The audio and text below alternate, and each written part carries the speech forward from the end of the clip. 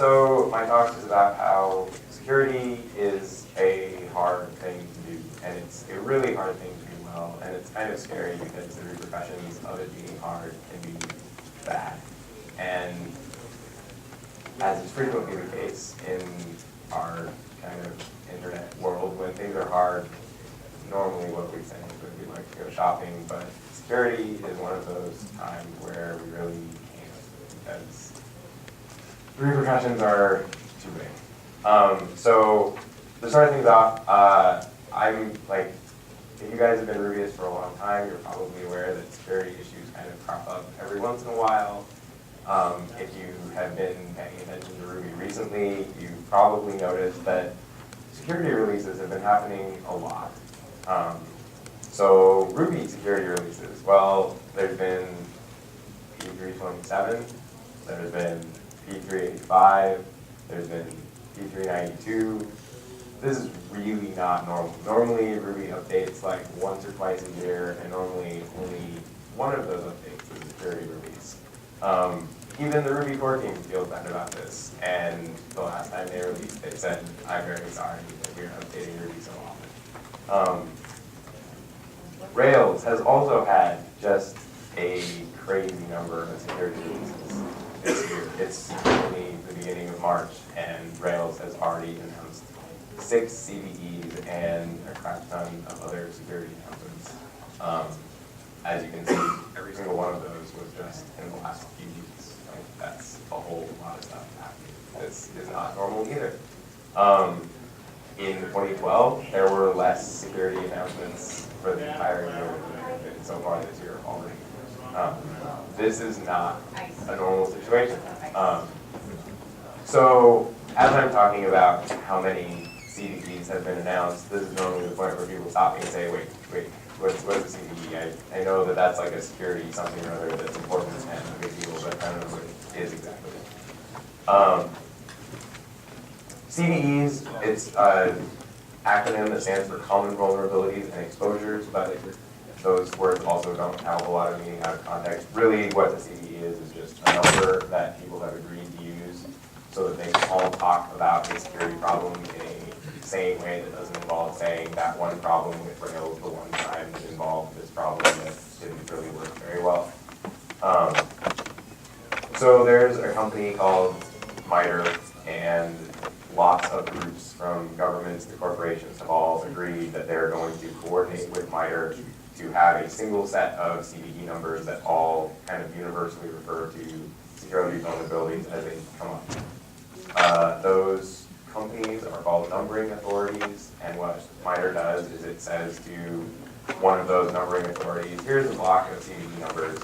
When you have problems, use these numbers up and announce back to us what the exact problem was, what software it affected, and how you fixed it or worked around it. Those numbering authorities are companies like Apple and Adobe and Cisco and Red Hat and Microsoft, and there's like, I think around 20 of them.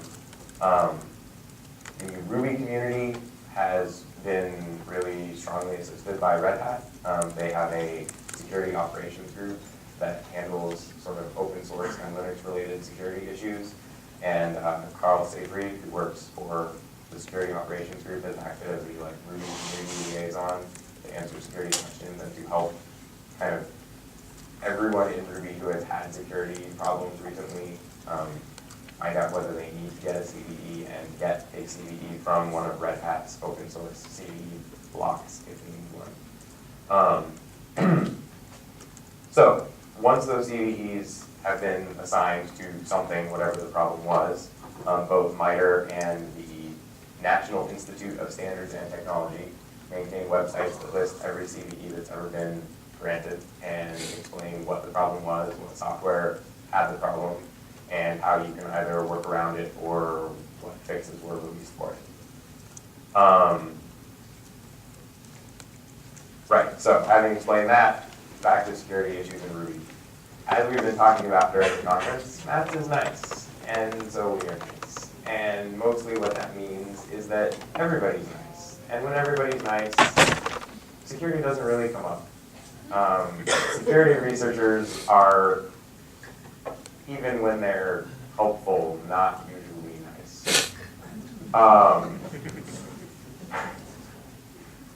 So, as you can probably tell from the situation that I just explained with Ruby and with Rails, we're not really in a situation where everyone is nice anymore.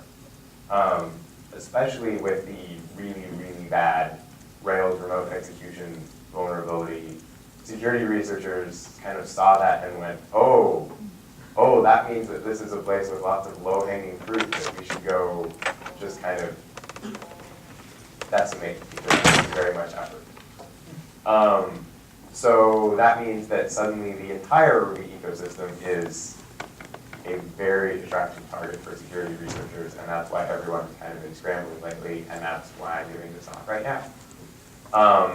As you probably know, PHH and Rails are not as nice as Max. Rails itself, actually, kind of both as an outgrowth of PHH is not as niceness, but also because Rails itself is a web framework, and web frameworks are attractive targets for security vulnerabilities. Like Ruby itself is like an awesome scripting language and has really interesting VM features, but security researchers don't actually usually care about the shell script that you wrote having security vulnerability in it. So we can actually learn a lot from what has happened to Rails as a result of Rails historically containing the entire attack surface of the Ruby community. Kind of before now, Rails was the only thing that really made sense to attack, so Rails is the only group that has a lot of experience dealing with security issues. And now that the blood is in the water, the security researchers are coming after the entire community, and I'm trying to disseminate both security community processes and lessons, as well as Rails team processes and lessons. So, kind of the setup for the situation that we're in now was Rails 3 happened, and Rails 3 was awesome, and Rails 3 extracted everything into gems. And suddenly there were gems for everything, and suddenly you could choose something else by changing out to a different gem. And that's really awesome, and the fact that Bundler lets you change a single line of code and suddenly have a new gem or a fork of a gem or something that you just extracted and are now sharing between your Rails apps is totally awesome. The thing that we didn't really think about going into this is every single gem is a chance for a security vulnerability. You may be thinking to yourself, well, Rails apps in general use lots of gems. As the person who tries to maintain the Bundler API, there are people with hundreds and hundreds and hundreds of gems in their single application. So maybe you are thinking to yourself at this point, well, I don't use very many gems in my Rails application, so I'm less vulnerable, right? Well, I have bad news for you too. In the same time period as all of those Ruby security releases and all of those Rails security releases, which is 9 weeks, there have been security issues and fixes in Ruby gems, Bundler, the JSON gem, RexML, Rack, Arl, Active Record, Action Pack, Active Support, and RDoc. I know you're thinking right now, a security vulnerability in RDoc, and how is that possible? Yes, it's possible. There was one. We fixed it. You're not safe, even if you don't use any gems, is basically what I'm saying. So, having now terrified you, what should we do? Problems in other people's code are hard. It requires effort. Updating is difficult. Updating takes work. Updating is painful. It often means that things that you had working already will stop working. Updating means that you can't keep working on features because you're busy making things that were working until you updated work again. As much as there is a kind of community consensus that it's a good idea that you should update as often as you can, there's not a lot of people going around kind of laying out the immediate logical case for why you should be updating right away. And the reasons why you shouldn't update are kind of punching you in the face all day long, which makes it really hard to feel motivated to actually make the updating happen. So I'm here to give you the side that hardly anyone ever actually lays out, which is updating is insurance. You have to, I mean, it's a really bad idea not to have it if the risks are high. If the risks are small, maybe it's not actually worth it to have it. Like, I don't own a car. Having car insurance is probably not worth it for me. But updating is a small cost that you pay sort of regularly over time in order to mitigate the risk, of a real failure of some kind. And without risk mitigation in the form of updates, failures can be completely catastrophic. You may think, oh no, I have to spend a day updating and that will totally screw up my schedule. But if there is an actual security breach, you're not looking at, oh no, my schedule is screwed up. You're looking at, I don't even know how to find out how long it will be before I can bring my web app back up. A really high-profile incident of this recently that you guys probably know about is rubygems.org. There was a big security vulnerability that actually could have been updated and fixed, and it didn't happen because of all the reasons that I just outlined. It's hard, and there's no one whose job it is with money to make rubygems.org stay updated. And as a result, the server went down and nobody even knew how to find, like, it was an entire day before we even knew how to find out how bad things had been in order to try and work to rebuild things.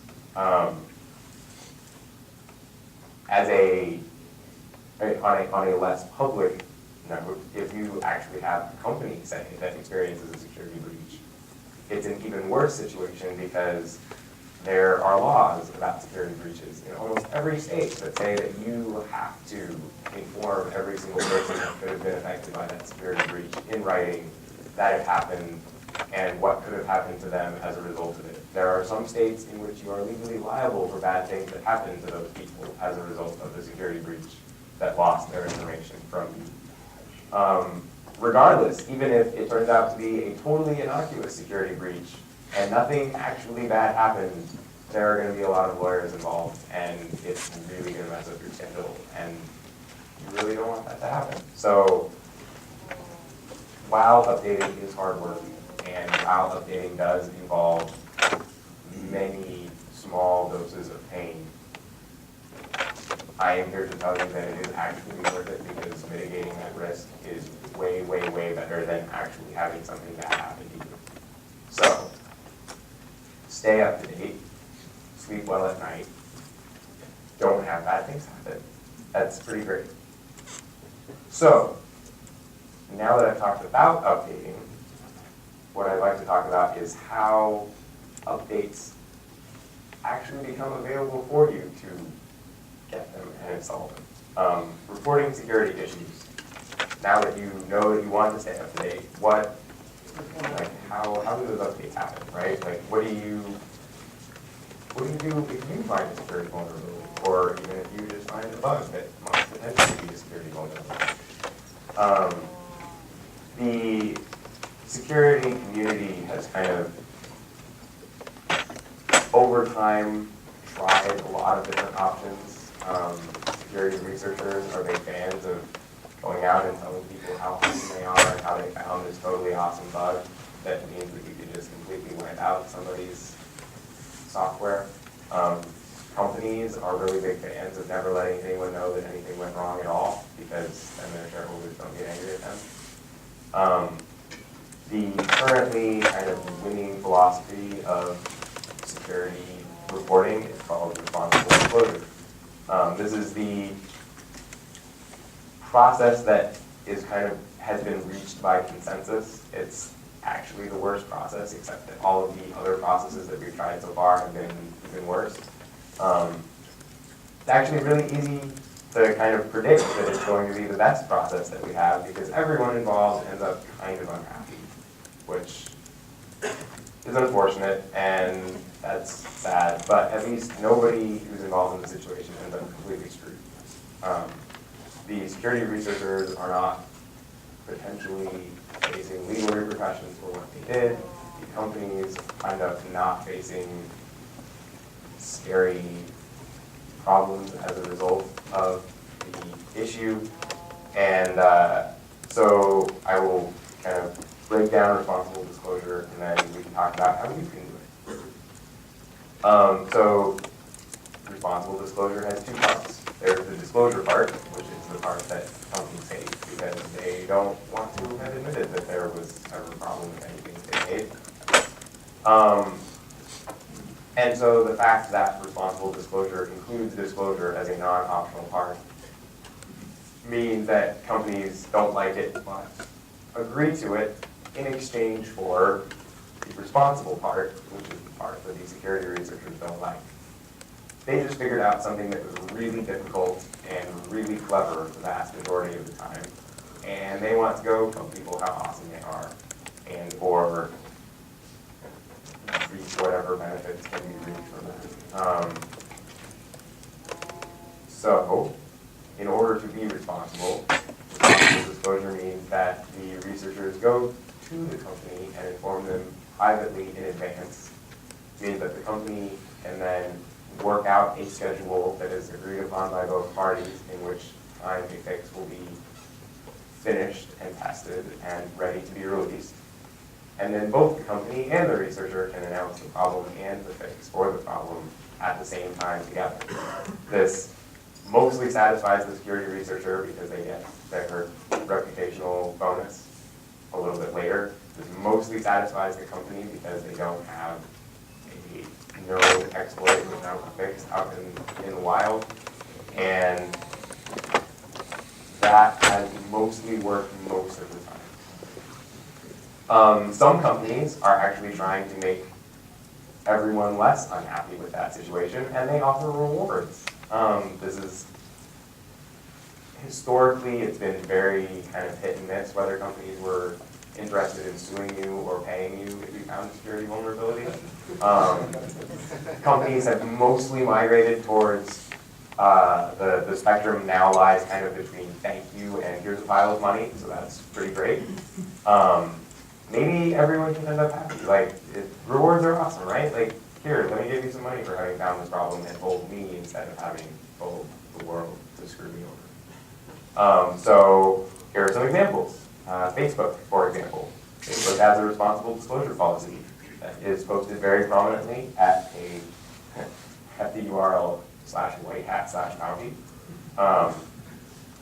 Facebook is, I think, one of the primary exemplars of this kind of new corporate idea of reward.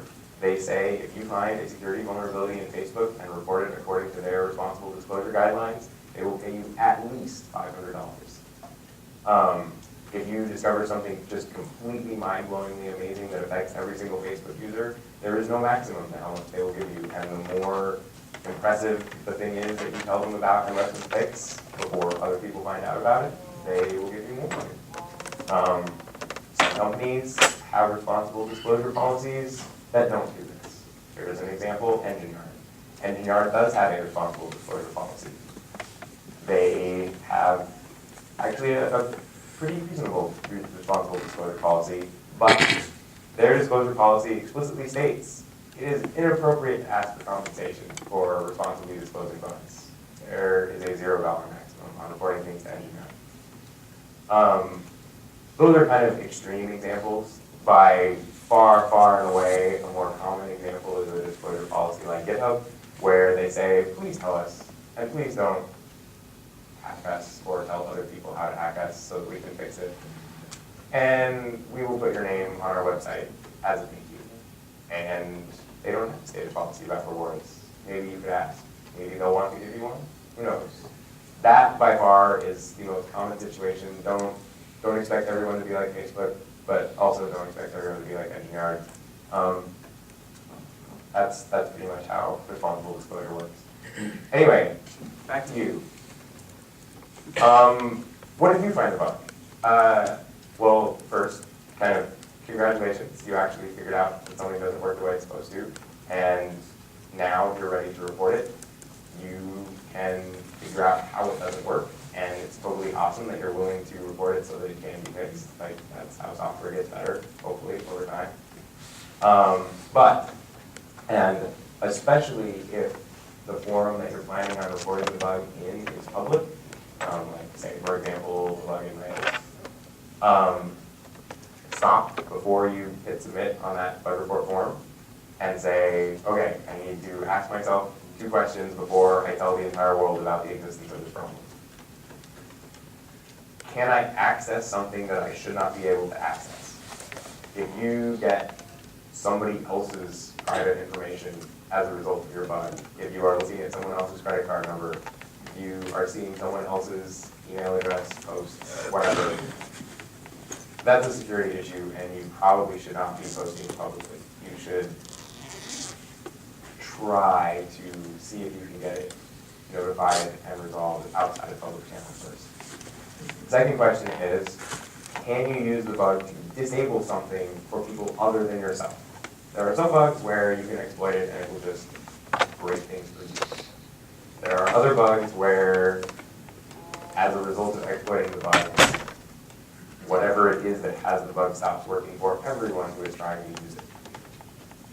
If that's true, then what you actually have is a bug that allows a denial of service attack. And that is a security issue. And telling people about it in public, I mean, chances are actually pretty high that some asshole somewhere will say, oh, hey, I can just completely wipe out this service using this bug. That is the other case where you definitely want to try and contact people privately before you announce to the entire internet how to blow away whatever service you just found a bug in. So, if the answer to either one of those questions was yes, you should disclose responsibly. And like I said before, maybe the company will think you're awesome and shower you with praise and money, and maybe they'll just fix the bug, and you'll never hear from them again. But either way, that makes the internet a much better place for all of the rest of us to be working. And honestly, maybe the bug that you found isn't actually a security vulnerability, but if the answer to one of those questions was yes, please go through the effort of contacting someone who is in charge enough of the project that they can tell you that it's not a problem before you announce it publicly. If it's a false alarm, that is totally cool. They're going to be grateful that you checked with them, and you're going to be happy that you didn't just potentially destroy something that you use online. There's a conflict going on right now, so. Right, contacting at least some author. Authorship can be kind of tricky. If you're working with, say, a random Ruby gem that you just downloaded and installed, and you're not really sure who wrote it, you're not really sure where it came from, how do you contact an author? So there are 3 kind of in descending priority places that you should look if you are attempting to disclose responsibly. The first place is an actual security policy. Some gems, Rails, kind of bummer, wrap, Ruby gems, actually have security policies that say, if you have a problem, here's what you should do. And they say you should send an email to you and probably even what PGP you should use to make sure that you are sending it to the right person. If there is no security policy, chances are pretty high that there will be an email in the gem spec of the gem. Some people don't really know this, but every gem ships with a field for you to put your email address in. You can either unpack the gem and look at the gem spec that's on your computer, or you can go to rubygems.org and look up the gem, and it will tell you the email address of the person who put their email address into the gem. Sometimes that has failed for me, either because people are scared of spam from putting their email address in a gem. I don't know why they would do that. A lot of people have also put their email address on their GitHub account. If you can Google for the repository for the gem and find the GitHub account that has the repository for the gem, emailing them through their GitHub profile is a pretty decent tertiary fallback for that situation. So, once you have attempted to contact the author, please try to be nice. Like, work together with them, have empathy for them. They are developers just like you are. Tell them about it. Don't be mean. don't let it slide either, right? Like, don't let them say, sure, I'll fix it, and then have 6 months go by and nothing happens. But if you work with them, you can, depending on how critical the problem is for whatever it is that you're working on, you can offer to work with them on fixing it. That may actually work out for everyone involved if it's a problem that you need solved. Either way, like, try to remember that the person who created the bug is also a person. It's not uncommon for people who find terribly large bugs to suddenly turn into angry, vengeful, how could you have visited this terrible thing upon me, kind of situations, and that's, honestly, that's terrible for everyone involved. So, now how about the worst case?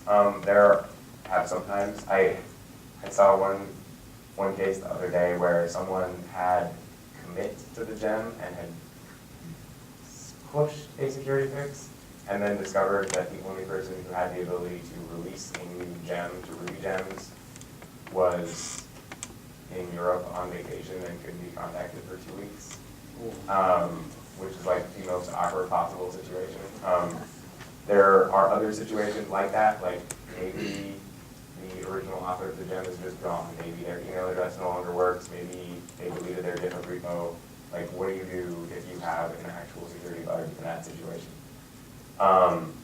So if all else fails, well, the first thing you should do is ask Jessica, because she will actually know the answer. But besides that, you can actually fix it yourself. If you have the gem, then you have the source code to the gem, and that means that if you need it to be fixed, you can fix it. If you need there to be a GitHub repository with the fix, you can push your fix to GitHub. And if you need other people to have access to the fix, then you can announce that there was a problem and that you fixed it and that it's now available. That's kind of like the most extreme case, and is honestly pretty unlikely to happen, but it's nice to know that it's a possibility if you are having problems with stuff you actually depend on if you do it. Last, I'm hoping to talk to you guys about your gems. So, we're all Ruby developers. How many of you guys have ever written and released a gem? Raise your hands. Almost everybody. Okay, awesome. So, Rubyists like gems a lot, and Rubyists like sharing cool code that they've written with other people a lot. And something that, again, we didn't really think about while this was happening was all of your gems are security vulnerabilities waiting to happen. Even if you are the only person using them, they are still security vulnerabilities waiting to happen. So, I mean, you know, unless your code is perfect, in which case that's totally cool, and I have some Florida real estate to tell you. So, if your gem has a security vulnerability, I'm going to kind of run you through the 3 most common cases and how to kind of act as a responsible vendor if you are facing some disclosure. First, the easy case. Probably the person who discovered the bug is another Ruby developer, and they're sympathetic, and they know that you're a person, and what they're hoping is that you will fix the bug, and that life can go on. In that case, the response is also pretty easy. You write a fix, and once you review the fix with the person who found the bug, you release it, and you announce it. And you just ask them to say, you know, please don't let other people know about this problem until it's fixed. And that's the whole deal. It's actually not too bad. The slightly more difficult situation is where there's a problem that is already in the wild that people are using to cause problems with your gem. However it is that you find out about that, if there is already an exploit in the wild, if it's safe to tell people about it, and it will not cause additional problems, do so right away. Like, announce the problem. If there's a workaround, announce the workaround right away. If it's already being exploited in the wild, make sure that an announcement won't make things worse, but then do it. As soon as you've done that, just again, you're basically back on the easy path. Fix it as quickly as you can, make sure that it actually fixes the problem by testing it and having at least one other person besides you who wrote the code, preferably the person who discovered the bug in the first place, confirm that it is fixed, and then release and announce the fix. And potentially the problem if you weren't able to announce the problem beforehand. Now a hard case. This is the researcher who is technically responsible, but really what they want is to be able to announce that you suck and you didn't fix it and you didn't follow responsible disclosure guidelines and they are awesome. This is the really problematic case, and this is where the lessons of Rails can be most heavily applied.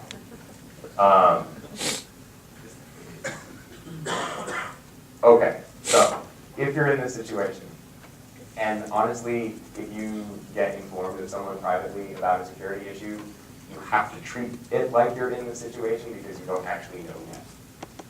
You need to respond to them basically as quickly as possible. Like 48 hours at the absolute maximum, or else they will feel like you have responsibly disclosed and you never acknowledged, and then they will announce publicly. That's really shitty, but that's kind of the, well, you can't sue them because they did try to tell you and you never got back. When you respond, you need to set their expectations so that you're very clear on what you're going to do, so that they can't say, well, you said you would fix it right away, and it's been 3 days, and that's not right away, so I'm going to tell everyone. Tell them you're working on it, thank them for letting you know, and keep telling them that you're working on it. Unless you are very sure that they are sympathetic to you, tell them that you're still working on it every 24 to 48 hours, no matter how long it takes you to finish fixing it. In some cases, that is weeks or even months, but if you keep telling them that you're working on it, and you don't make it public yet, then they won't make it public unless they aren't disclosing responsibly.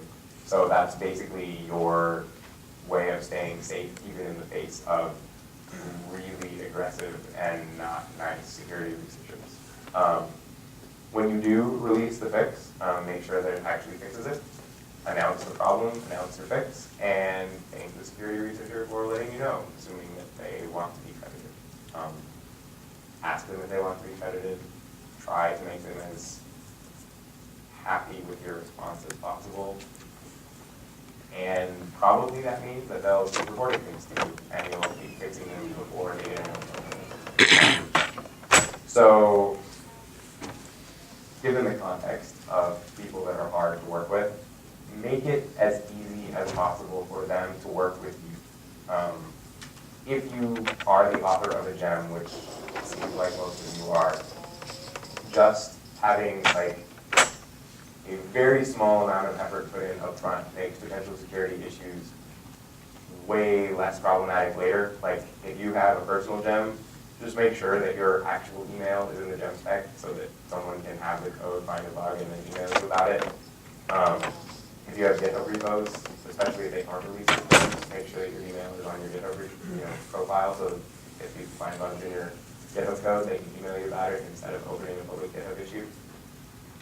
If you are on an open source project that's large enough to have a team, that's totally awesome, but think about setting up a security address for that project that goes to at least 2 people that are on the team, so that when you're on vacation, security researchers can't go, oh, you didn't respond to me, and then file public issues or write transcripts on rules that they release publicly. If you're on the team and you have a security address, you might as well set up a PGP key, make security researchers feel safe and happy while they're reporting things to you. By the time you have a security address and a PGP key, write a disclosure policy, even if that is just a markdown file in your GitHub repository that just says, hey, you should send an email here, and you can use this PGP key, and we'll get back to you inside a specified time frame. That handles a lot of the expectation setting up front, even before you have had to respond to them, and makes things potentially much less problematic. Finally, I have been thinking about this a lot lately, and as a result, I realized that there isn't actually a place for kind of the Ruby ecosystem to track and announce security issues. And as you saw, the list of Ruby gems with security issues recently has gotten much longer. Rails has its own security list that has announcements, but they really only talk about Rails and the gems that Rails depends on directly. So I have created a mailing list that the Ruby core team, not the Ruby core, that the Rails core team has agreed to participate in for kind of everyone who has Ruby gems that have security issues to kind of collectively announce back and forth anything that's going on, which if we can get more of the Ruby community on board would obviate a lot of the kind of like, help there was a security problem and I didn't really know about it because it was only announced on that specific gems mailing list. I had the 250 mailing list just to keep track of my ranks. That mailing list is Ruby security announcements and it says up in Google groups and you can check it out if you have a gem with potentially security issues. If you do, I'm sorry, but announcing it there will help everyone else out. So that security practices and lessons from Ruby and Rails recently. I totally get security being hard and scary. I think that applying the lessons that have been worked out by previous decades of Rails and other programming languages and security researchers means that if we do apply all the principles that I have attempted to just cover, that's when we can go shopping. Thanks.